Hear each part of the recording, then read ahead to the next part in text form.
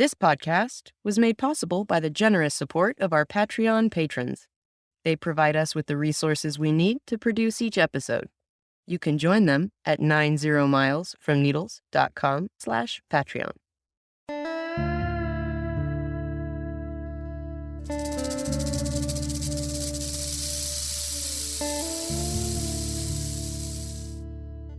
The sun is a giant blowtorch aimed at your face. There ain't no shade nowhere. Let's hope you brought enough water. It's time for 90 Miles from Needles, the Desert Protection Podcast with your hosts Chris Clark and Alicia Pike. Ward Valley is near Needles, California, about 18 miles from Needles, California, 18 miles from the Colorado River. The federal government has a policy of locating hazardous waste sites near low-income and communities of color.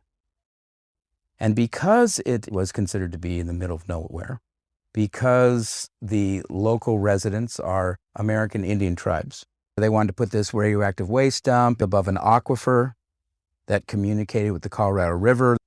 The radioactive waste would percolate through the land to get to the aquifers. My name's Phil Klasky, and I teach American Indian Studies and Ethnic Studies at San Francisco State University. I'm also a consultant to the Cultural Conservancy, a nonprofit indigenous rights organization.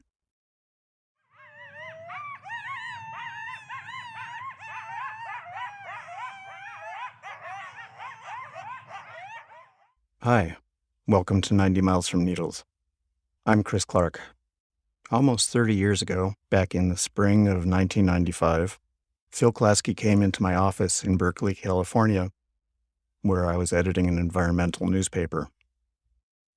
He introduced himself, said he was working on a campaign to keep a nuclear waste dump from being established in the Mojave Desert, on land sacred to the local tribes and far too close to the Colorado River for anyone's comfort. He said the firm behind the plan, U.S. Ecology, which had a series of leaking dumps across the country, planned to put low-level radioactive waste in deep, unlined trenches in Ward Valley, California. He wondered whether I might be okay with him coming up with a bunch of articles from experts on the topic. Native writers, physicists, geologists, hydrologists, biologists, non-native campaigners, people involved in the anti-nuclear movement. What if he put a whole bunch of these articles together, he asked. Could I devote an issue of the paper to the Ward Valley campaign?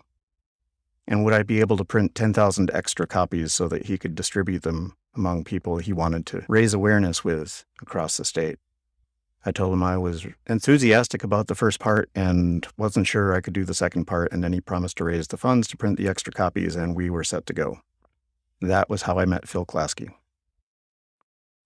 Now, if Phil was here, he would caution me against reading too much into his actions. He would say it wasn't him that was important, it was the cause. He was just trying to do what he could. And there is a way in which he's right, or he would be if he was here. But he's not. We lost Phil earlier this year, unexpectedly. The words you will hear from Phil in this episode come from our friends at the Mojave Project, a wonderful multimedia art, culture, history, science, and politics project by Kim Stringfellow, San Diego State University. Google the Mojave Project or go to our show notes. We're indebted to Kim for letting us use the audio she caught of Phil talking about the Ward Valley campaign that he influenced so greatly. If you're sitting in the desert right now, or standing, walking, whatever it might be, driving, or if you're anywhere else, for that matter, I'd like to try a little exercise with you, if that's okay. If it is safe for you to close your eyes, do not do this if you're driving, but if it's safe for you to close your eyes, you feel free to do so. But whether your eyes are open or closed, pay attention to your breathing. In, out. You breathe in and atmosphere rich in oxygen, courtesy of plants, including thousands of different species of desert plants, courses through your lungs and into your bloodstream, keeping the little chemical factories of the trillions of cells in your body going. Breathe out And some of that oxygen is replaced by carbon dioxide, which you've generated in conducting your metabolic activities, and which is food for the plants around you, including desert plants. When you breathe in the desert, you take part of the desert ecosystem into yourself. When you breathe out, you give some of yourself to the desert ecosystem. Sometimes it seemed as though working to protect the desert came as naturally to Phil as breathing in and breathing out. This episode of 90 Miles from Needles is devoted to Phil, not just because we lost a friend and we miss him, but because he, like all the rest of us, was a complicated person with joys and sorrows, a busy schedule, a lot of things to keep track of. Many reasons that it would have been smart for him to not get involved in campaigns that took far longer and far more energy than he imagined. And yet, he did the work anyway. There is no superpower needed to be an activist. There is no exceptional quality you need to protect the desert. You can be a person rife with insecurities and minor embarrassments, who has way less energy than the tasks of the day demand. Our one superpower is the network of relationships we have with one another. It's a web that predates the World Wide Web, runs back, in fact, thousands of years. A network of relationships between people. Desert activism is about people. It's about other things. It's about water, it's about species, it's about attitudes and philosophies. But at its core, desert protection activism is about people. So in talking about Phil in this episode, we memorialize a friend, for sure, but we take his passing as an opportunity to remind ourselves that it is people that do this work, and none of us are alone. As isolated as we sometimes feel in the desert with its 0.03 people per square mile, those of us who work to defend the desert are not alone.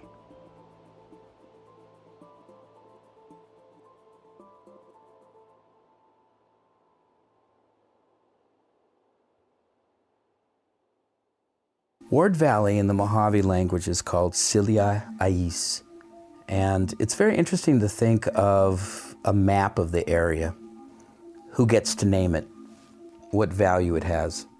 S1E10 is a gathering place. The name actually means a gathering place of scrubing mesquite and sand, and was part of an important social ritual where different bands of Mojave would come together. They would have a huge feast. They'd roast the buds from the yucca and bring foods together, and it would be a place where young people could meet. And so Ward Valley was not just an environmental issue, it was a cultural issue. It was part of Native Americans' attempt to maintain their culture. It's important to understand that this whole history came together at Ward Valley. When I first became involved in the Ward Valley issue, I did so as an anti-nuclear activist, someone who had some experience. But in time, after working with the American Indian tribes, I felt that myself and other non-Indians who were working on this project were being influenced by the profound relationship that these tribal peoples had and have with the land. First time I was invited to a meeting about the Ward Valley dump, some friends of mine who are anti-nuclear activists had met with some of the tribal folks and had arranged for a meeting out at the site. We got there was a large bonfire, and there were members of the 5 tribes. And I remember one man in particular, Chance Escara, who was a game warden for the Chimwavy tribe, said some things that really made an impact on me. He said, who is going to speak for the desert tortoise, for the Mojave green rattlesnake, for the golden eagle, the horned toad? He said, I am, we are. U.S. government has chased us off our lands, put us on reservations, and now they want to contaminate our sacred lands. They don't understand what sacred is and what it is to us, what it means to us.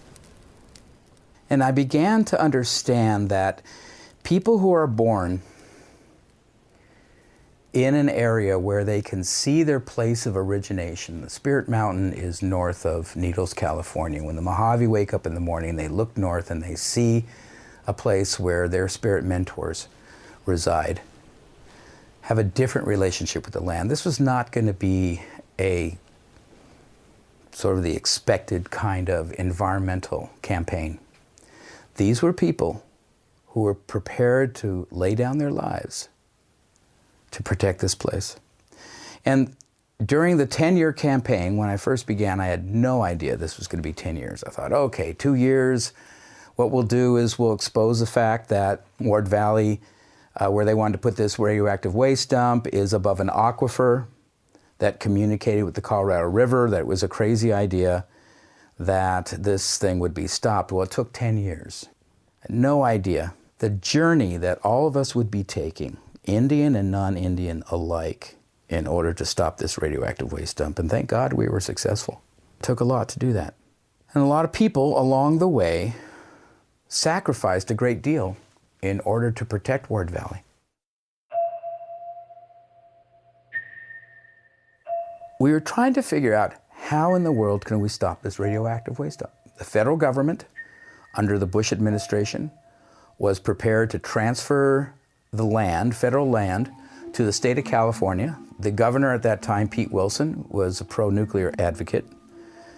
And we were trying to figure out what laws we could use. We looked at laws that protected American Indian cultural and sacred sites. The problem is, some of those laws sound very good, the American Indian Religious Freedom Act, but the enforcement mechanisms are extremely weak. We knew that we had to develop a grassroots presence at Ward Valley, and for many years there was an encampment at Ward Valley. Sometimes with 5 people, sometimes with 500 people there.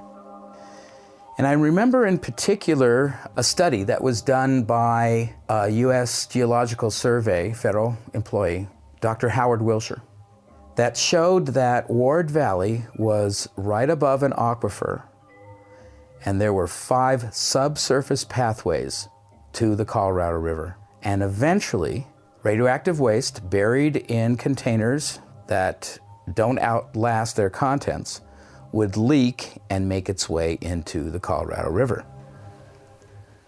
Well, when Dr. Wilshire came up with this analysis, the response of the federal government was to fire him. He's a whistleblower. It took Dr. Wilshire quite a few years to sue the federal government. When he got his job back, he went to his office for one day and then quit. But he proved the point that this radioactive waste dump would eventually contaminate the Colorado River. At one of our meetings in Needles, at the end of the meeting, Llewellyn Barrickman called me over and sat me down and said, Phil, there's something I want you to think about here. Ward Valley is headquarters for the desert tortoise. Okay, what does that mean? He says, it's your job to find out. I found out that the desert tortoise, who's remained relatively unchanged for the last 65 million years, lives to 120 years of age, is an incredible creature, had been listed on the endangered species list. And that as soon as a species is placed on the endangered species list, the federal government has a 2-year timeline to designate critical habitat for that species. It's not enough to just list it on the endangered species list.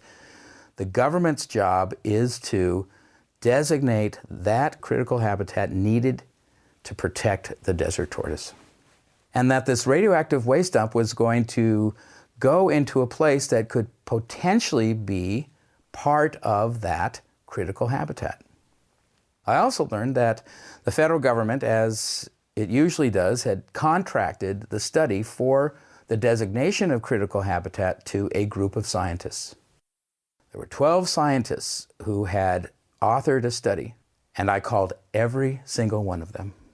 I wanted to get my hands on that study. Was Ward Valley part of that critical habitat? Because if so, we could then use the Endangered Species Act to stop the radioactive waste dump. I called one scientist, can't talk to you. Another one, I can't possibly let you know the results of that study I'll lose my government contract, or I'll lose my job.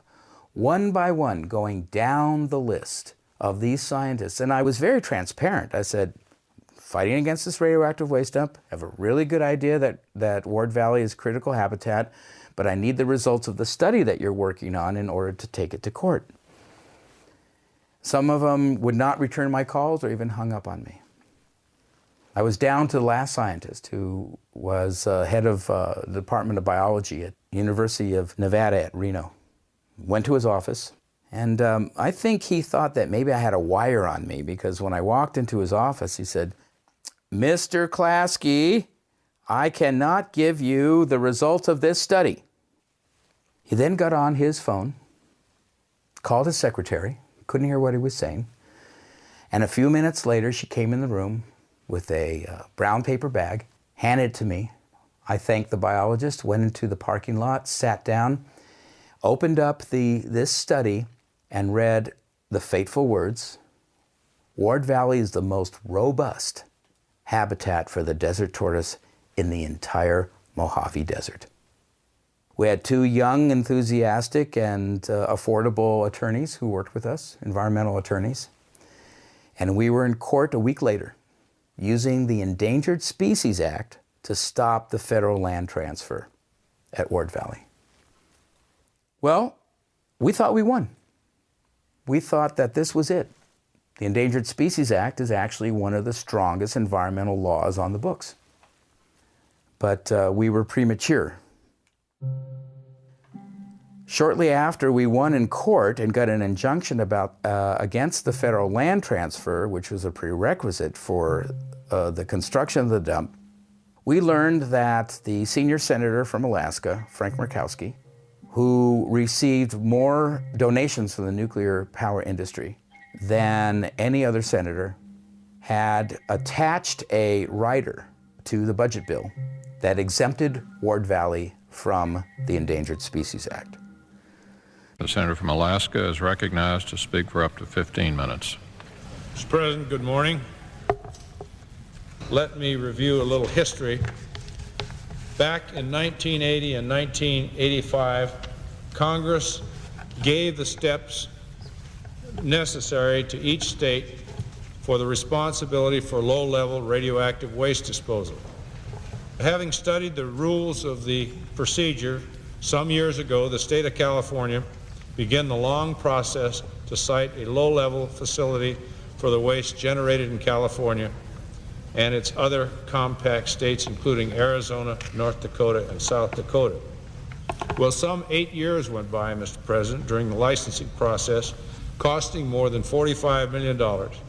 The state of California finally completed its task, awarded a license for a waste facility at Ward Valley out in the Mojave Desert. Now, we've seen opponents of the project ranging from the anti-nuclear activists to some of the West Hollywood movie stars who continue to oppose Ward Valley at seemingly every opportunity. So they continue to oppose, continue to litigate, continue to delay. At the very least, the project opponents will ask for another supplemental EIS to consider any new information, a new basis for further litigation, or new strategies for delay. These delays would just simply go on and on and on. And we'll be back after the break. Here's a 90 miles from Needles public service announcement. We just want to take a moment of your time to remind you that Joshua trees are in trouble and we need your help. On June 15th, the California Fish and Game Commission will take a vote on whether or not to list the Joshua tree as threatened. And we need your help to persuade them to do the right thing. Get your comments in by June 2nd, 90milesfromneedles.com/Joshua. We'll take you to an action alert where you can make your feelings known to the Fish and Game Commission. Should you miss the deadline of June 2nd, you can still make comments through June 13th, but it's best to have them in by the 2nd. It may only take 90 seconds of your time to fill out an action alert, but it's protection for the Joshua tree for the rest of all of our lives. For more information, listen to episode 9 of 90 Miles from Needles, where we talk extensively about the Joshua tree protections. Once again, that's 90milesfromneedles.com/Joshua.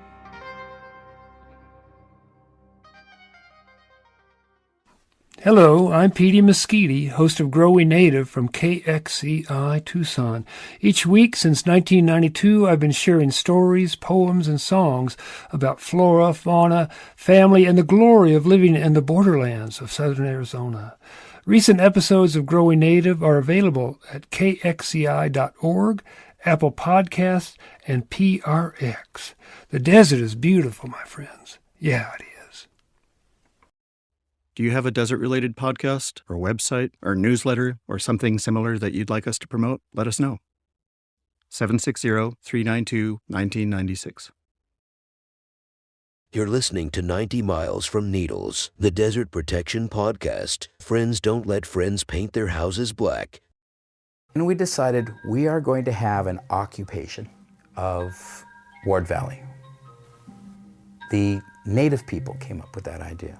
They said, this is our land, we're going to occupy it, and we are prepared to defend it with our lives.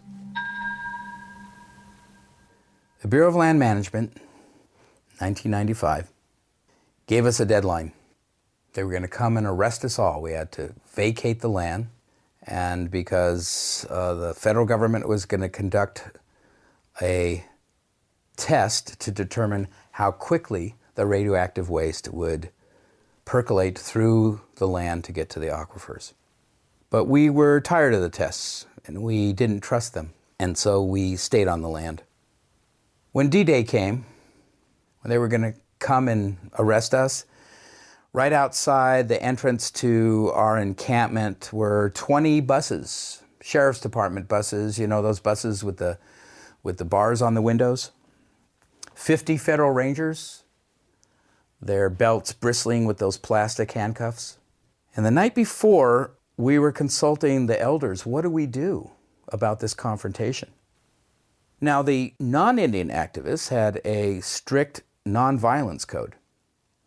We'd been very much influenced by the nonviolence code of the anti-nuclear movement, but we couldn't guarantee that the Indian folk would not react and do whatever was necessary to protect their elders. The elders said, okay, what we're going to do is hold a religious ceremony. That's the best we can do. And in fact, they sang their sacred bird songs, salt songs, and creation songs all night long before the day that the law enforcement was going to come and take us away.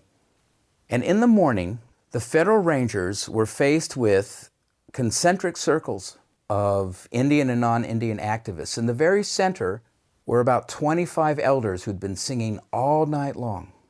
Surrounding them were native peoples from 19 tribes in the American Southwest.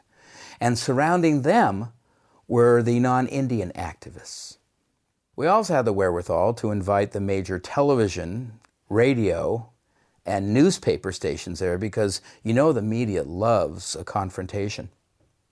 And as the rangers were getting prepared to arrest us, I walked over to a gentleman who I recognized as being part of the president's office and was communicating with Washington, D.C. And I said, you sure that you want on camera federal rangers arresting Indian elders participating in a religious ceremony? He went off, consulted his superiors. 10 minutes later, barked out a command, and all those 50 rangers turned right around and left. And we knew at that point we had won. Ward Valley is huge. That was really overwhelming.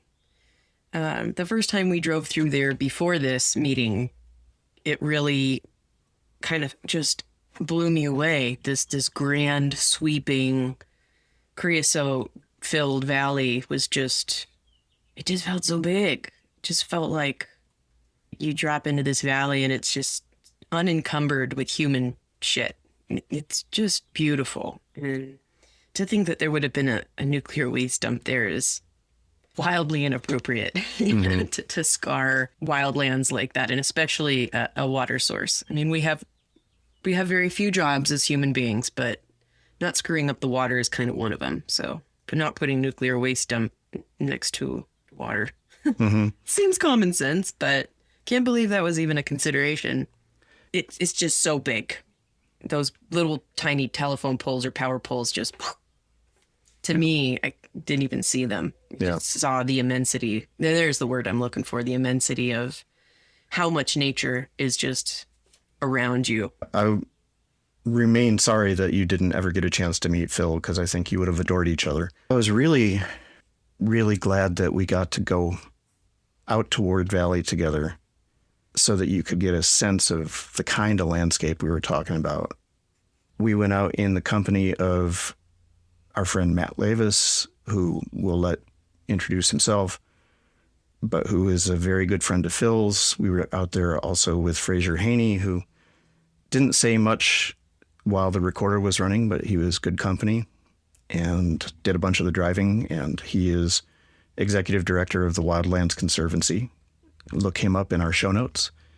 It was very typical of doing anything involving Matt that we arrived to find, we expected to meet Matt out there at Ward Valley, and we arrived to find that he had made some friends just impromptu in the desert, including a couple, Jesse and Jessica, who were camping there on their way to Flagstaff, and their daughter Vivian.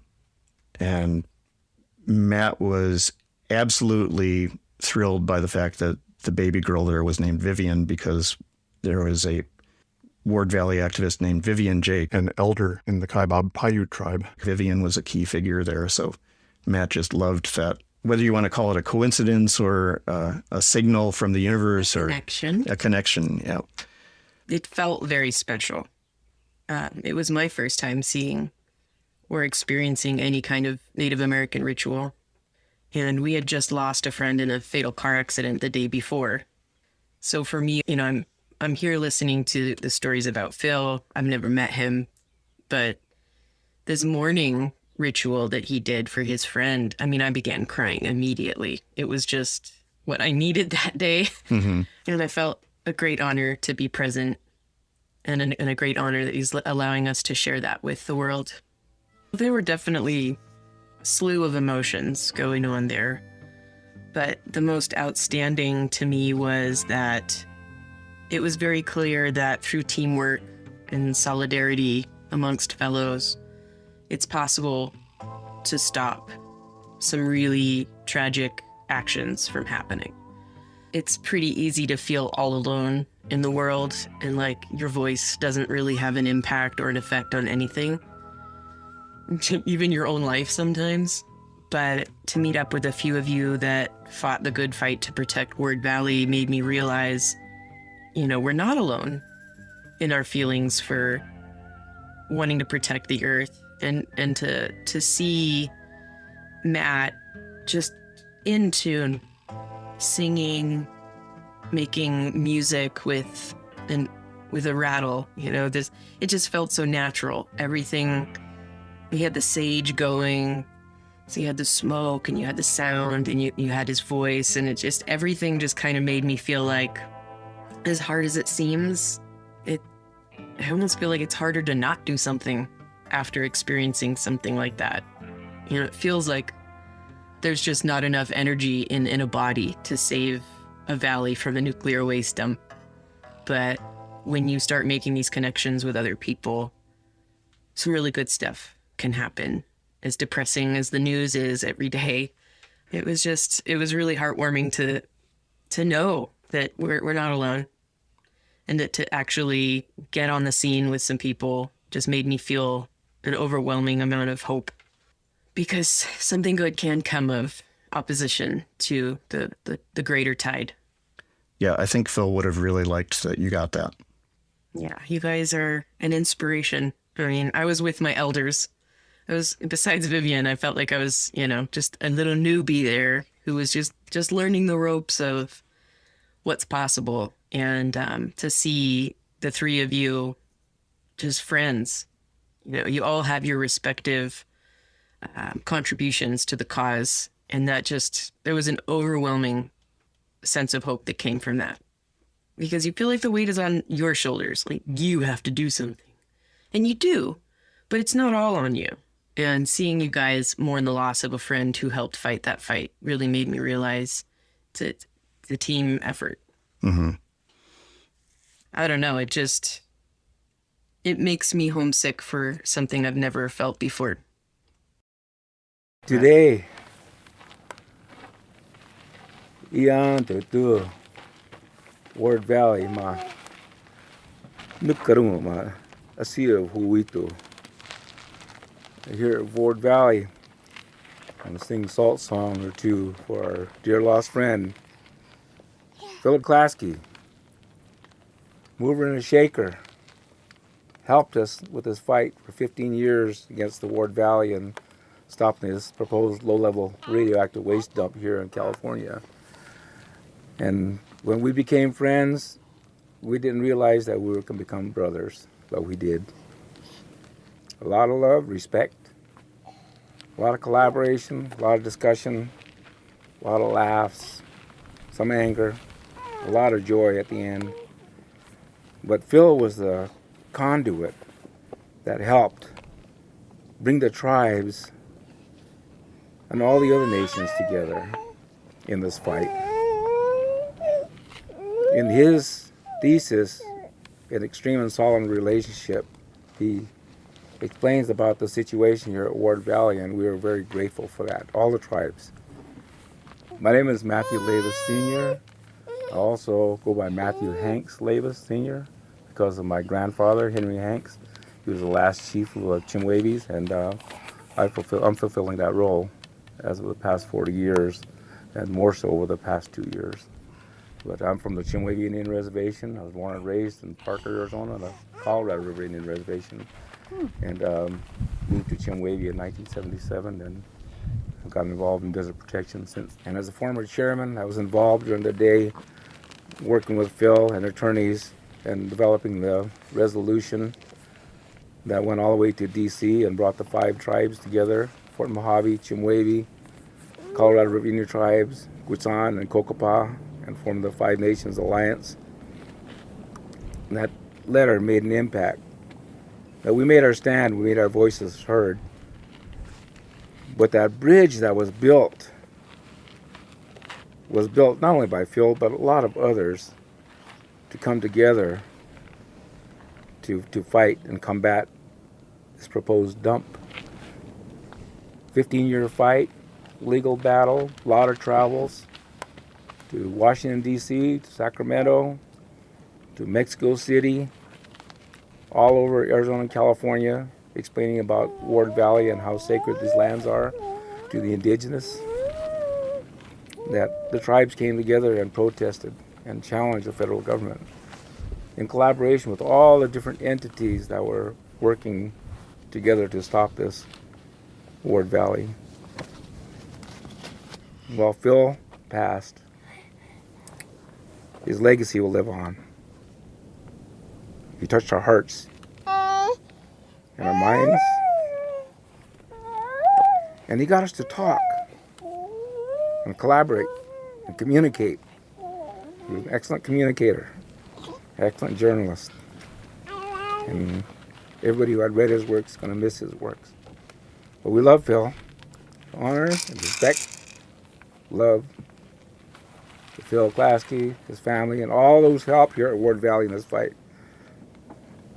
Commemorate this day, May 11th, for Klasky. I'll sing these songs for Phil, and they're salt songs. But it's a song about the Riverside Mountain, the sacred mountain, and I'll go ahead and sing it for you all. I need to break in here quickly with a note. The salt songs are a Paiute and Chemehuevi cultural property. They're very important to the cultural survival of people associated with the Paiutes, such as the Chemehuevi. And as such, I took pains to ask Matt before recording whether it was appropriate to record the salt songs that he was going to sing out there in Ward Valley on May 11th, and he assured me that it was fine. As you will hear, after the salt songs that he sang, he had a moment of intense emotion. And listening to it afterwards, the next day, I called Matt, and I said, I want to thank you for allowing us to record the salt songs you sang for Phil I just wanted to ask you again, just to make sure that it's okay to include them in the podcast. And he said, yes, absolutely, it's fine. And he said, actually, it's one salt song about the Riverside Mountains in two parts. One that's supposed to be sung in the evening, and the other is supposed to be sung the next morning. I asked whether it was a problem for people to listen to it on the podcast at the wrong time of day, and he said, since it was not a ceremonial singing, that was not a problem. And then I said, you know, Matt, there was a moment after you were singing where you were really having some intense emotion there, and it seemed very private, and I'm inclined to omit that from the podcast, but I just wanted to see what you thought. And he said, include it. The purpose of these songs is to bring out the emotion that you have locked inside. And he reminded me that the Chemehuevi, traditionally, when they have lost someone that's close to them, they have a ritual cry in which they catharsis, and they try to heal a little bit. And he said, so yeah, run a snippet of it. I said, well, it's 45 seconds long at most, probably more like 30. And he said, yeah, run the whole thing. And I'm saying all this prior to sharing with you the salt songs he shared with us, just out of an abundance of sensitivity to concerns about appropriation, about invasion of privacy, about cultural respect. Anyway, back to Ward Valley.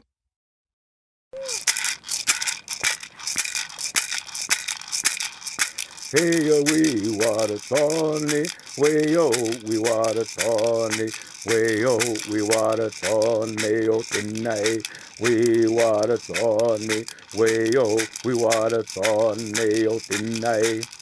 Hey yo, we water Tony, way yo, we water Tony, way yo, we water Tony, oh tonight. We water Tony, way yo, we water Tony, oh tonight. A lily wan me taya koi, come now what lily wan, we water Tony, way yo, we water Tony, oh tonight. Riverside Mountains, Sacred Mountain.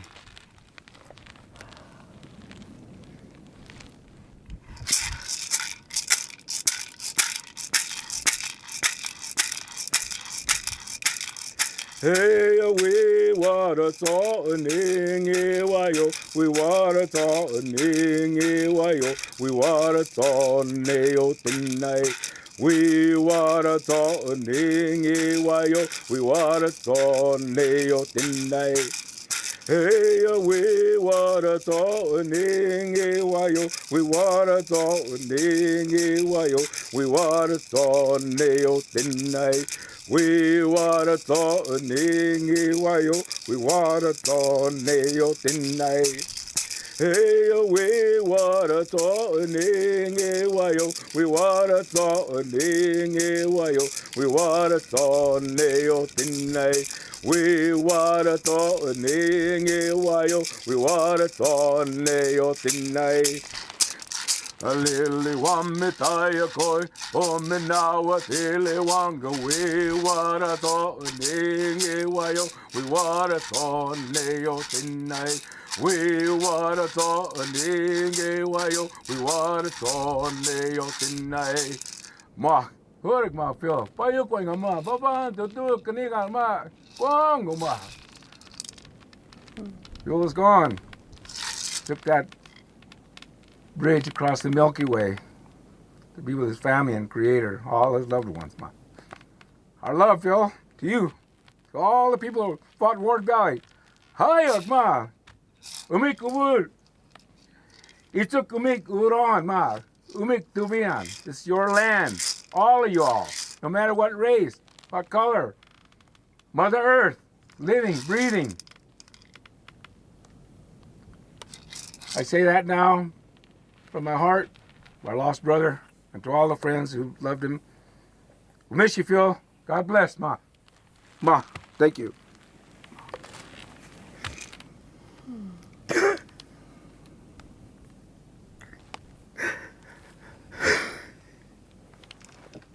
Nước giờ đi quay mà. Tôi sẽ đi quay mà tao. Nữa đi cái hoa mà. Haupu tao what's ma. Nakamuga haupu. He's a good man. Nakmutson, strong. Naksapat. Nakpututsuan. He knew. He knew our people. He knew our culture. He was learning, and we were sharing with him. We even gave him a name, Wampiquits, for the scorpion. And his favorite place, Wonder Valley, Ma. May Wonder Valley always be Wonder Valley. Thanks to Phil and his friends, loved ones, and our brothers and sisters. All of God's creations, Ma. Ayok, Ma. Honga, Ma. Good night, you said. Ma, thank you. Thank you for being here. Holy up. Thank you Good for day. sharing. Thanks for including us. But the river is the lifeblood. It's like the veins in our arms. I seen you at a kayak. I'm going to encourage you to come over to the lake and see this river where I'm taking them, because it's a microcosm of the Gulf of California. Difference is the water is flowing here. Yeah. Down there it is not. It doesn't reach its full destination. It's like in our veins, our blood circles, recycles, goes through, cleanses itself, refreshes, energizes, nourishes us. That Colorado River is just like a vein in the arm of the whole Mother Earth, being clogged up, its arteries, with all this plaque and sediment from debris floating down, and it's not purging and scouring itself like it's intended to do. It's like our blood runs through, it has to be filtered out before it gets to the ocean. Well, everything's been disrupted because of the dams, creation of dams and hydroelectric power, and total disregard for proper management of the river, just as the mismanagement of Mother Earth and what BLM has done with Western thinking and science and not thinking about communicating. And that's the key, is communication. I think we found that all out here at Ward Valley. Communication is key to these types of fights. And that's what Phil brought, that collaboration for all of us. I'm really grateful for being here. So again, it comes down to this. Pay attention to yourself breathing in and breathing out. Take the desert ecosystem into yourself. Accept the gift of the oxygen that the desert provides. And then give up some of yourself to the desert to feed the plants that form the base of the food chain. You are part of the desert ecosystem. You are a part of the desert that has grown aware of itself and that can act on the desert's behalf to defend it. If you think of yourself as alone, the threats to the desert may seem insurmountable and catastrophic. But when we work together across all the real and arbitrary and imaginary and exaggerated lines that we as human people use to separate ourselves from one another, we can accomplish great things while we still breathe.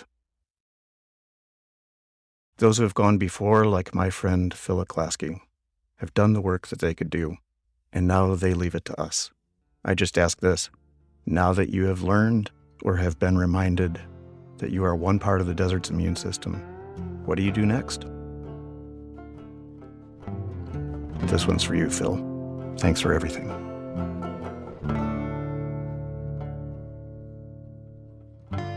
This episode of 90 Miles from Needles was produced by Alicia Pike and Chris Clark. Editing by Chris. Podcast artwork by our good friend Martine Mancha. Theme music is by Brightside Studio. Other music by Nuclear Metal, Luca Francini, and Orchestrales. Thanks to Envato. Follow us on Twitter, Instagram, and at 90mi from Needles.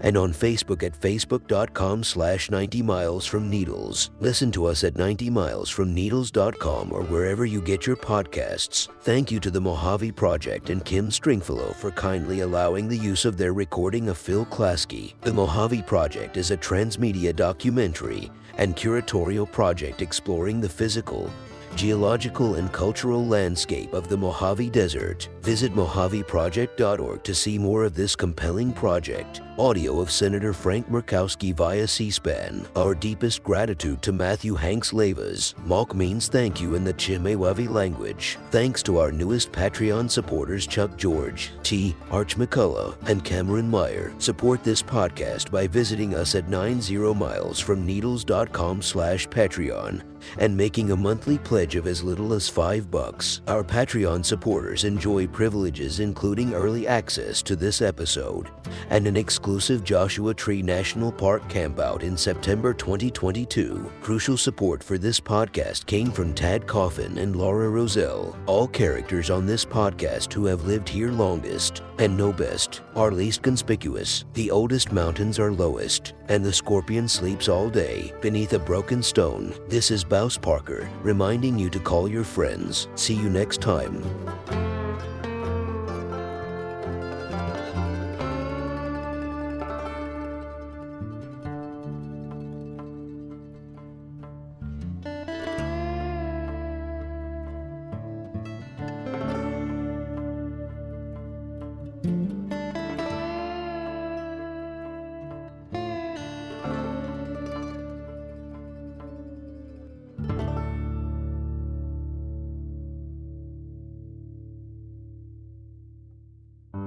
Sit, Hart, sit. Good dog.